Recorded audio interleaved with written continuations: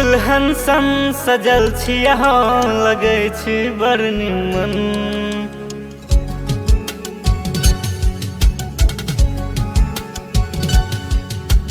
दुल्हन सन सजल छी यहाँ लगे छी बड़ निमन। दिल हमरो यो कहिए जे चाहे छी हरदम। आओ कनि प्रेम करी, आओ कनि प्रेम करी, आओ कनि प्रेम करी, आओ कनि प्रेम करी।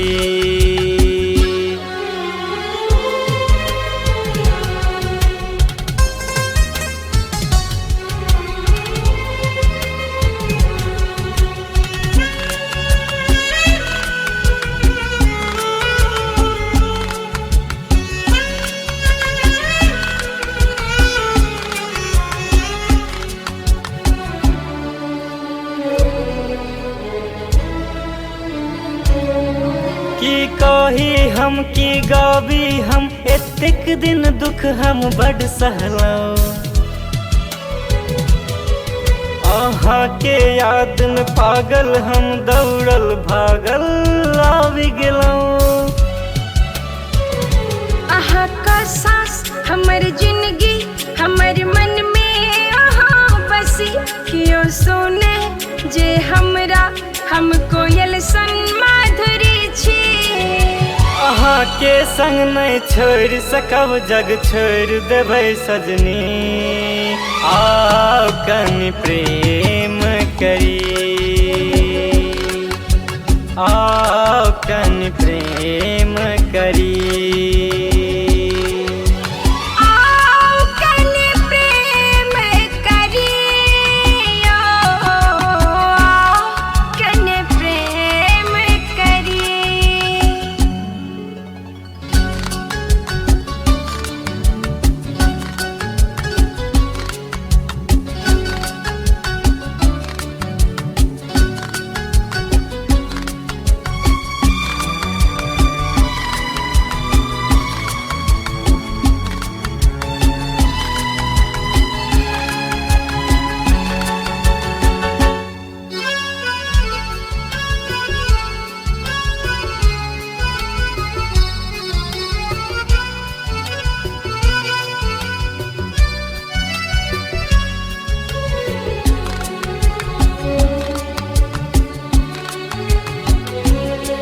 छन छन के लेल जन्मा के लेल श्रृंगार हमर अब अहाँ भेलौं। अहाँ के कठिन घड़ियों में हम कदम कदम पर संग भेलौं।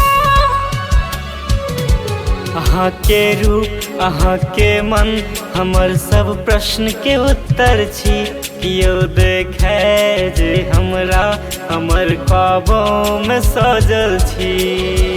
अहाँ बिन कते रहब कोना जियब सजना। आओ कनि प्रेम करी, हो आओ कनि प्रेम करी। आओ कनि प्रेम करी, आओ कनि प्रेम